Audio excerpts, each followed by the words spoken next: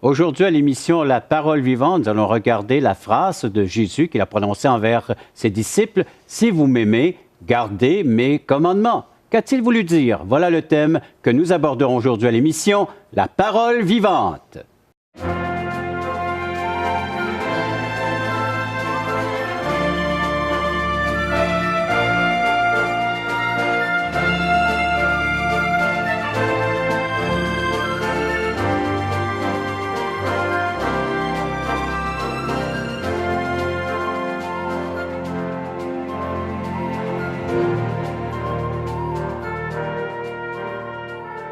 Mesdames, Messieurs, bonjour, bienvenue à l'émission La Parole vivante. Ici le pasteur Régent Joly, en compagnie de Jeff. Bonjour Jeff. Bonjour Régent. Et Jean-Pierre. Bonjour Jean-Pierre. Bonjour Régent. Aujourd'hui, c'est un bonjour mutuel. Ben oui. Hein?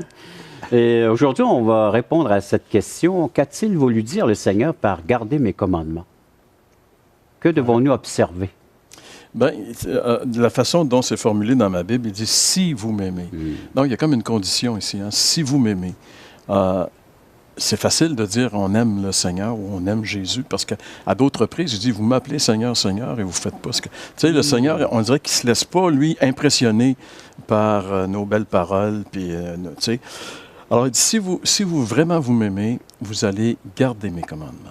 Ça va être démontré que vous m'aimez de la façon dont vous allez prendre au sérieux ce que moi, je vous ai enseigné. Je pense que c'est un peu dans ce sens-là. Mais le Seigneur est-il en train de nous ramener à la loi de l'Ancien Testament, les 10 commandements? Bien, justement, dans la loi, on avait eu un épisode où les gens avaient décidé d'adorer un veau, tu sais, un bœuf, oui, en or, le fameux veau d'or, et ils l'ont appelé de l'Éternel. Voici l'Éternel ton Dieu. Fait que je pense que, comme tu le rappelles, Jésus est en train de montrer ici en disant, écoutez, si on établit une authentique relation qui produit de l'amour pour lui, si vous m'aimez, voici les conséquences, voici ce qui va suivre. Parce qu'on peut se faire un Jésus sur mesure. On peut prendre nos désirs pour des réalités aussi. Puis c'est trop souvent je dirais pas le corps, mais dans le sens, c'est dans un piège qu'on peut tomber facilement.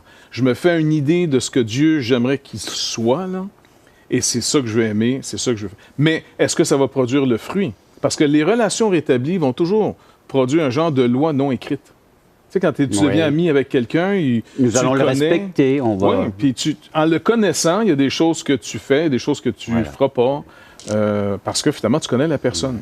Le Seigneur nous dit ici que si nous l'aimons, conséquence, on va garder ses commandements. Je pense que ça serait mieux traduit par « si vous m'aimez, vous gardez mes commandements ». C'est une preuve de l'amour qu'on a envers le Seigneur Jésus. C'est une conséquence, justement, parce que qu'est-ce qui est venu rétablir le Seigneur? La relation. Donc, il est venu parce que le péché nous avait séparés de Dieu. Maintenant que Jésus-Christ est venu enlever le péché, enlever la séparation, il nous remet en communion avec Dieu et avec lui-même.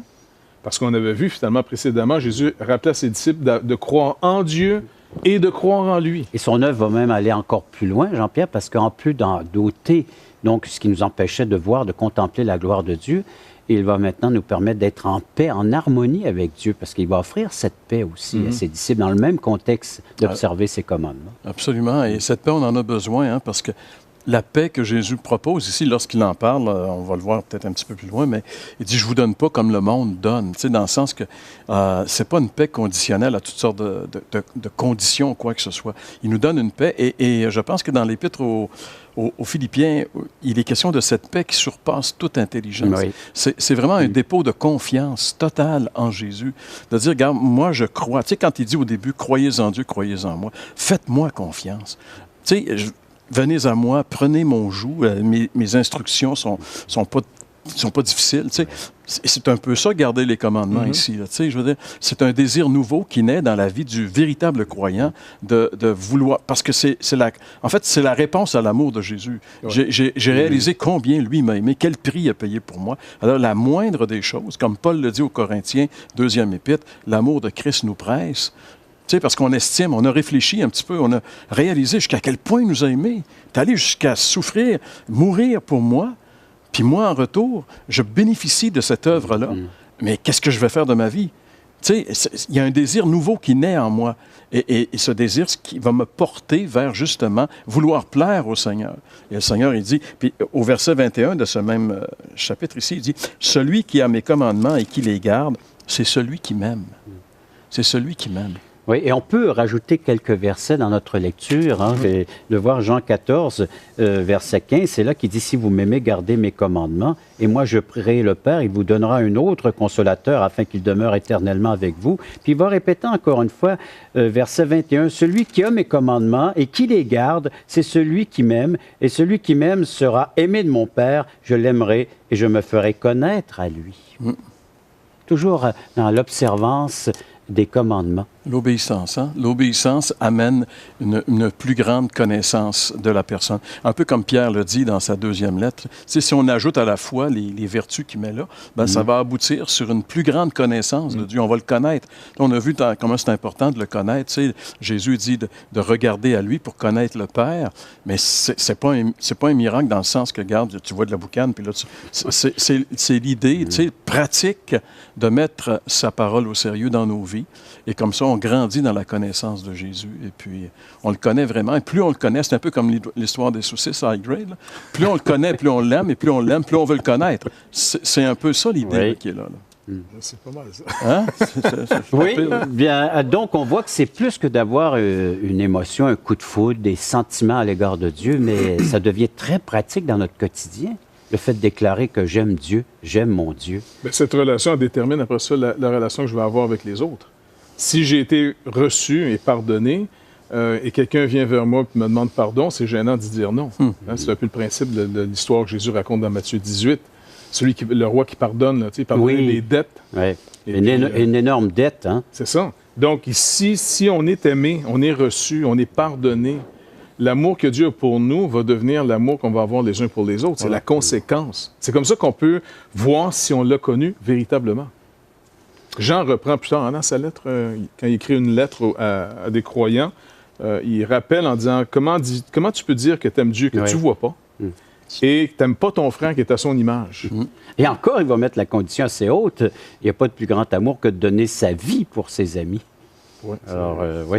C'est haut. Comme qui? Donc, les coordonnées sont à l'écran. Vous pouvez nous rejoindre par téléphone ou par courriel. Mais après la pause, on va regarder qui peut vraiment observer la loi de Dieu. Le gars comprend très bien, disant, si je comprends bien Dieu, ta loi, puis je trouve ça parfait, alors je réalise que moi, je suis perdu. Trouve-moi.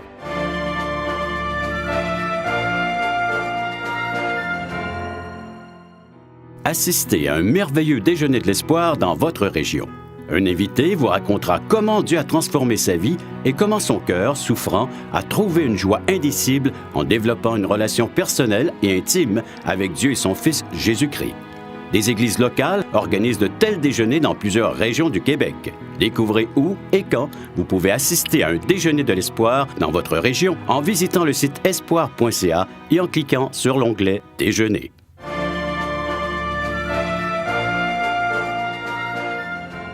La question de l'heure est celle-ci. Pouvons-nous vraiment pratiquer la loi de Dieu?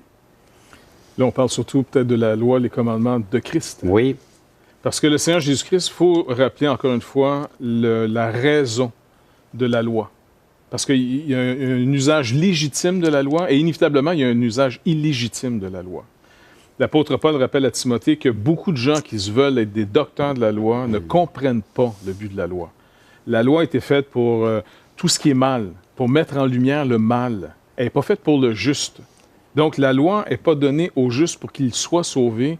La loi est donnée pour que le mal soit mis en évidence, condamné, et que là, le pardon de Dieu vienne et sa justification. Nous, là, si on est croyant, on n'est pas d'abord juste. On est des pardonnés justifiés. Pas pareil.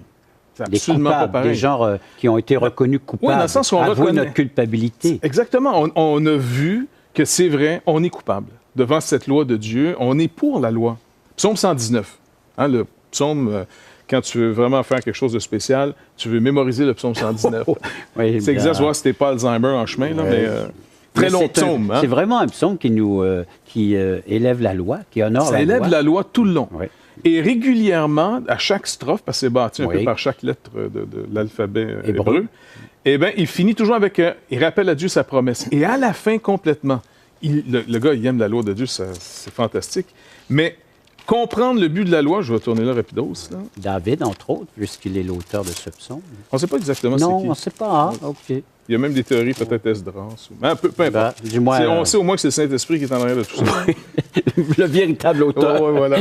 Fait que tout dépendant de la plume qu'il a pris. Mais après avoir élevé la loi, tu sais, un psaume là, qui n'arrête pas de parler des merveilles de la loi, le gars aime la loi, je dis, parce qu'il contemple la vérité. La loi dit ce que je dois être. Et là, il dit, bon, mais que... Puis à la fin, il finit. Dernier verset complètement, 176 versets dans le psaume 110. Après avoir élevé la loi, il finit en disant « Je suis errant comme une brebis perdue.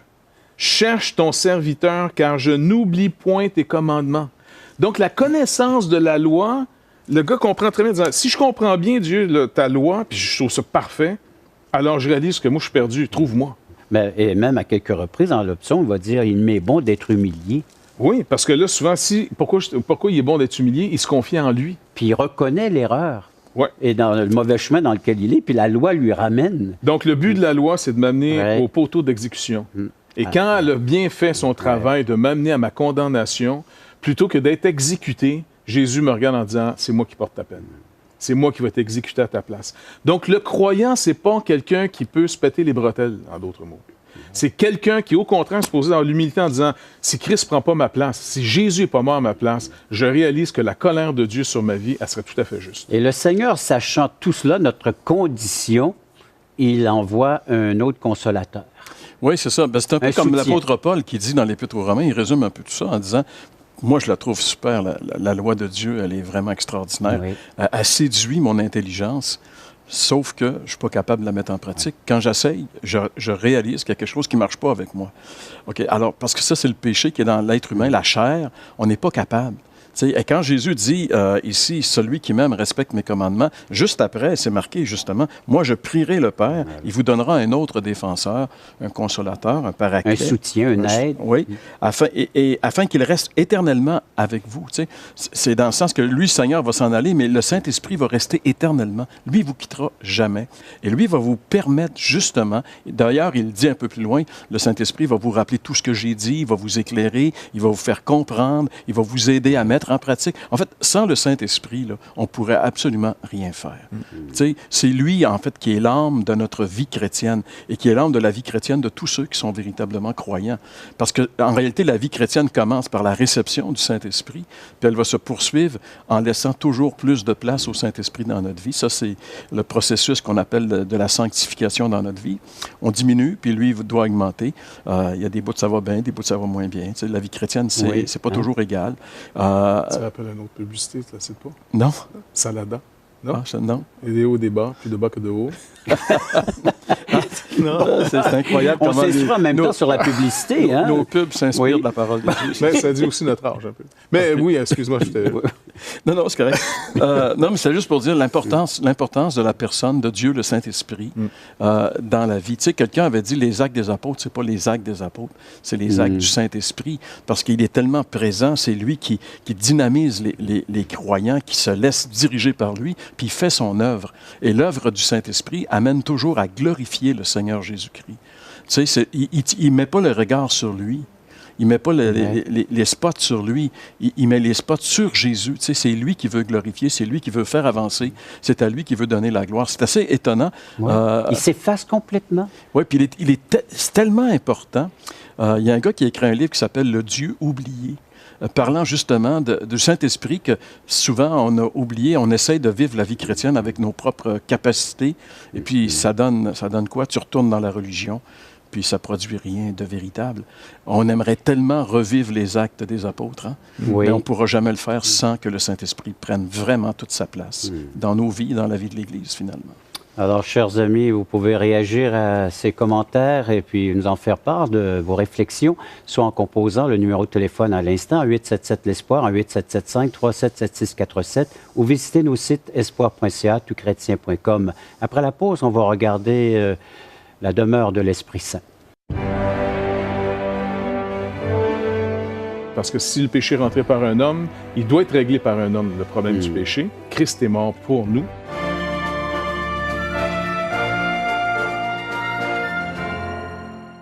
Voulez-vous combler le vide dans votre âme? Avez-vous soif d'une sérénité intérieure? La souffrance de votre cœur vous lasse-t-elle? Appelez dès maintenant pour recevoir gratuitement un évangile de Jean pour connaître l'amour de Dieu, un Nouveau Testament pour trouver des réponses à plusieurs de vos questions, le livre Destination finale pour comprendre la nécessité du salut et finalement la Bible et le salut qui nous explique comment recevoir Jésus. Contactez-nous à espoir.ca ou composez 1-877 l'Espoir.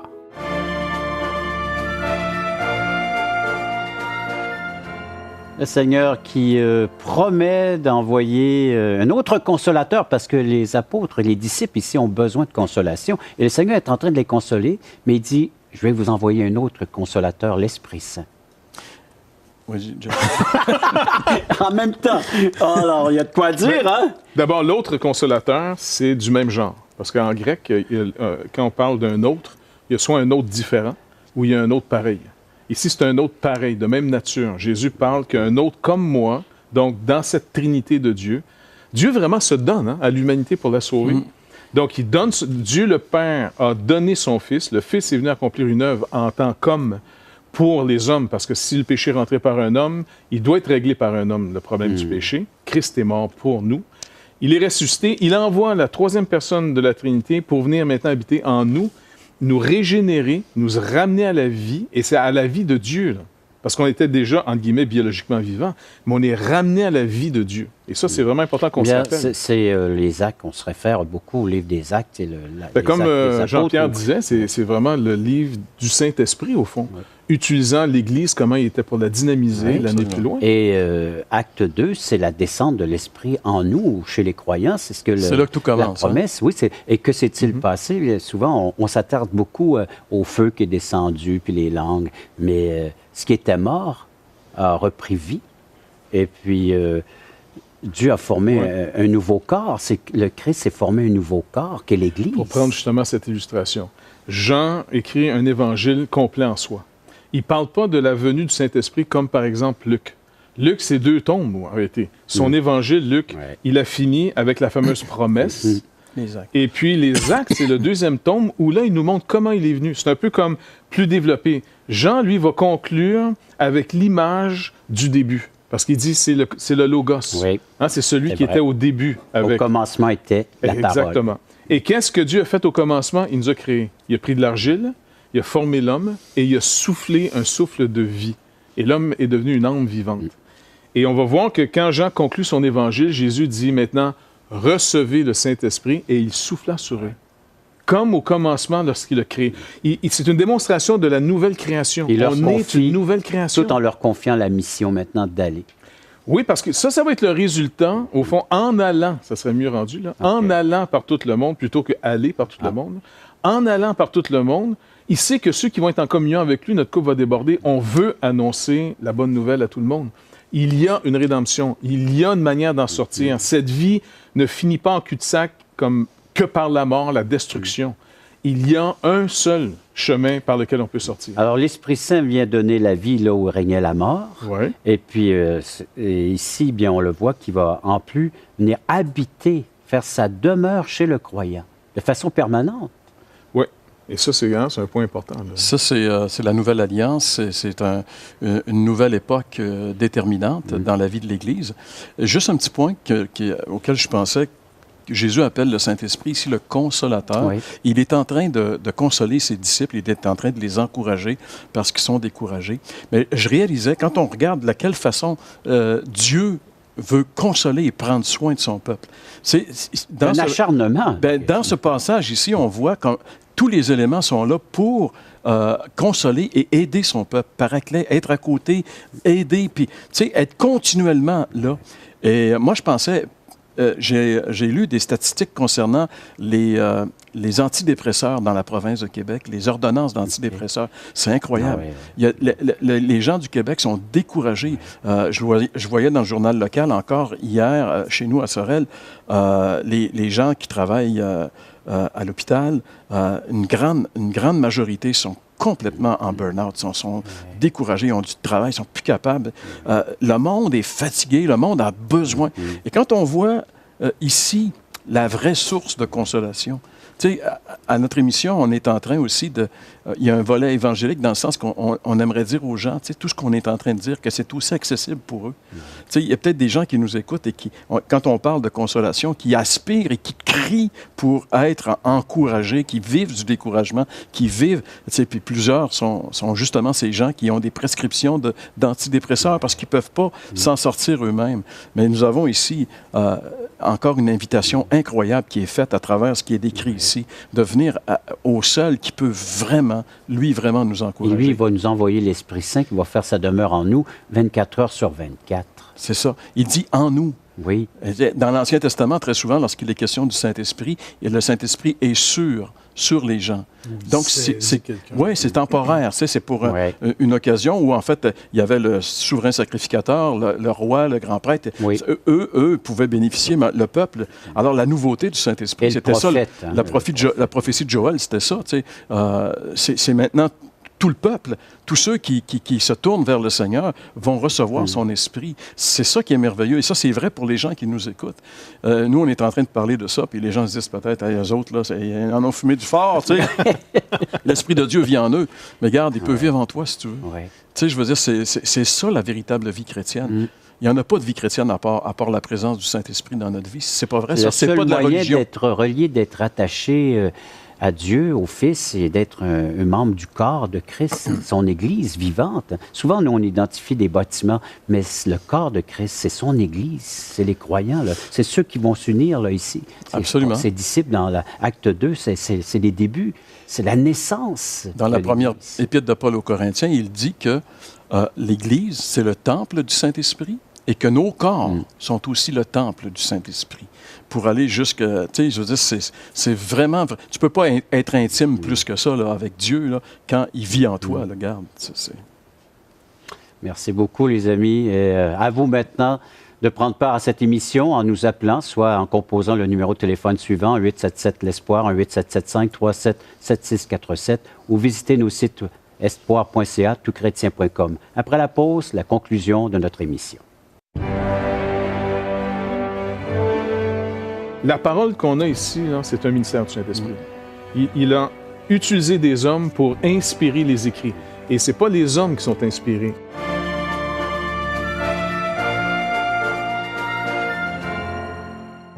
Espoirpourlecoeur.org aborde des problèmes que tous peuvent rencontrer un jour. Solitude, culpabilité, manipulation, rébellion et adultère. Chaque problème est clairement défini avec ses symptômes et ses caractéristiques. Des pistes de solutions sont données. Le but du site espoirpourlecoeur.org est d'encourager les chrétiens à s'entraider. Pour participer à l'une de nos conférences, consultez notre site espoirpourlecoeur.org.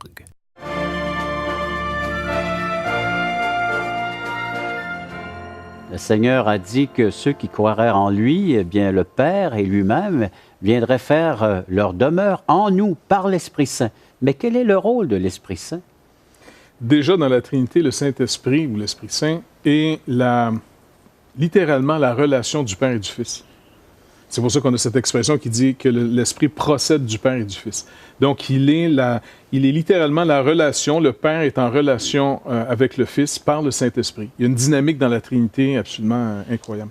Et cet Esprit de Dieu, cette communion de Dieu, l'amour de Dieu est mis dans nos cœurs et on est maintenant dans cette relation par le Fils. C'est comme si, moi je vais expliquer ça, là. C'est comme si on est mis dans le Fils qui, lui, est dans une communion avec le Père éternellement. Toute la communion, tous les droits du Fils, maintenant, sont à nous et ce qui permet que ce soit à nous, c'est le Saint-Esprit. C'est pour ça qu'il dit, il va vous donner ce qu'il a promis. On est tellement proche, on est tellement intime en Dieu parce qu'on a été mis dans le Fils. Quand on croit en Jésus-Christ, on est mis dans sa mort et dans sa vie. On pourrait quasiment dire qu'on est des enfants adoptés maintenant de Dieu qui vivent dans la maison comme... écoute, plus que les anges, plus que toutes les autres créatures. On est tellement proche, on deviendrait quasiment une autre personne de la Trinité, mais en créature. On est adopté, on dit. Alors, l'Esprit Saint, donc... il y a plusieurs ministères. Par exemple, tu parlais finalement qu'il est en nous. L'aspect d'être en nous, c'est la régénération. Il nous dynamise, il demeure en nous, il reste avec nous, et il est l'autre consolateur. Jésus était à l'extérieur des disciples. Et il leur disait, il vous est avantageux que je m'en aille. On va le dire un peu plus loin. C'est ça. Donc, le Saint-Esprit est en nous. Fait que les ministères du Saint-Esprit. La parole qu'on a ici, là, c'est un ministère du Saint-Esprit. Il a utilisé des hommes pour inspirer les écrits. Et ce n'est pas les hommes qui sont inspirés. En d'autres mots, c'est pas... Ils ont compris ce qu'ils ont vécu, puis ils ont écrit leur expérience. Ils ont été saisis par Dieu dans un ministère unique et particulier du Saint-Esprit pour écrire la parole de Dieu. Et lorsque nous lisons les Saintes Écritures, on a des révélations de Dieu. Ça, c'est la révélation de Dieu. Ouais. OK? Donc, ça, c'est ce qui était voilé et rendu dévoilé maintenant sur ce qu'on doit savoir. Deuxième ministère du Saint-Esprit, c'est d'illuminer maintenant notre entendement, nous rendre capables de comprendre ces choses. Ouais, nous enseigner ces choses. Exactement. Puis l'onction qu'on reçoit, qui nous instruit, nous rend capables de vivre dans ces choses. Donc, l'onction, c'est nous rendre capables d'être... L'illumination, c'est d'avoir cette lumière. Il nous aide, il nous fait comprendre les Écritures. Et la révélation, c'est ce qu'il a donné par écrit, par les apôtres, par les prophètes, afin qu'on puisse la lire. Ça, c'est les fonctions. On est saisi du Saint-Esprit, d'un fois dans l'Ancien Testament, pour être capable d'être rendu efficace dans une œuvre. Donc, c'est un synonyme en passant pour l'onction. C'est pour ça que chacun de nous, comme Paul le rappelle, on reçoit une mesure du don de Christ, une capacité selon ce qu'on doit faire dans le corps de Christ. Et c'est encore une fois le ministère du Saint-Esprit. C'est lui qui agit à travers nous. Exactement. Oui, à travers l'Église, à travers les membres. Et c'est lui qui fait connaître Christ, qui devient le commun dénominateur de cette communauté. C'est plus notre ethnie, c'est plus nos valeurs personnelles, c'est vraiment tous ceux qui ont vu Christ sont rassemblés par lui dans cette valeur. Autrement dit, ce qui était impossible à l'homme, il le rend possible par sa présence. Oui. Alors, de mort, passer à la vie, d'être étranger, d'être maintenant un enfant de Dieu, de bénéficier de ses bons soins, de nous enseigner des choses qu'on pouvait nullement comprendre par notre intellectuel, notre intelligence. On ne pouvait pas saisir ces vérités-là. Le Seigneur nous permet. C'est de croire en Jésus-Christ, en sa promesse, et l'Esprit Saint vient habiter en nous. Merci encore de votre collaboration. Merci d'avoir été à l'écoute et je vous invite à la prochaine émission de La Parole vivante.